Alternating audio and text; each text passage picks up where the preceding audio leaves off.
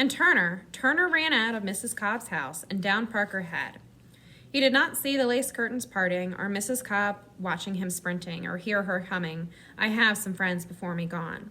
But he felt the sea breeze rolling beside him, and he heard the rising of the gulls, and he felt the fire in his hands again.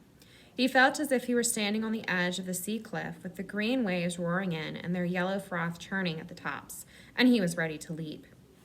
He half ran, half tumbled down past the scrub trees and over the ledges, almost expecting that Lizzie would be waiting for him. And so he was hardly surprised when he reached the shore and she was there, her arms muddied up to her elbows, a bucket of spitting clams beside her, and her dory pulled up against the shore. "Hey," he called.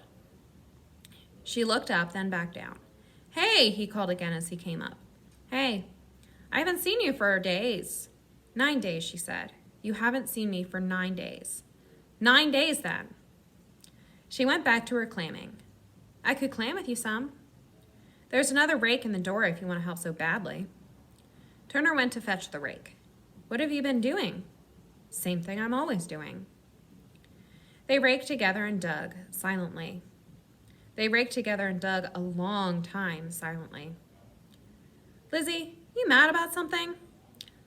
"Well now, Mr. Turner Ernest Buckminster, why should I be mad about anything?" "I guess if there were people in town trying to take away my home, I'd be mad." "I guess you would, but it's not hardly likely." "And I guess if they were taking it away just for money, I'd be madder still." "I guess you would. And you'd be even madder if you had a granddaddy so sick he couldn't move, and a deacon from the town come down to tell him he had to move anyway." Turner stood over the clam hole he had raked. "How sick?" And Lizzie Bright threw her rake across the flats, sat down in the mud, and began to cry. Turner set down his rake, sat beside her in the mud, and took her hand. Muddy palm and muddy palm they sat, and the sea breeze was quiet. Not even the gulls called out, and Turner did not care if Willis Hurd called down the whole town of Phippsburg upon them.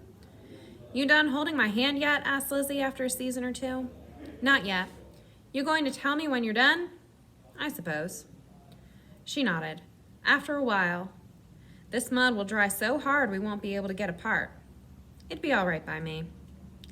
Lizzie looked at him and seemed as if she might start crying again, but this time she'd be crying and laughing at the same time.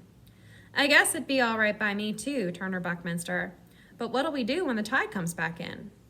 "Go see your granddaddy." And that's what they did. When the tide came back in, they rinsed their hands together in the seawater, and together they climbed into the dory and rowed to Malaga. And together they hefted the bucket of clams around the point and up to the house. Lizzie's granddaddy was not sitting on the doorstep smoking his pipe, and Turner felt the loneliness of the place. For a moment he imagined the trips wheeling out of the woods and flying around them, but there were no trips anywhere on the island anymore.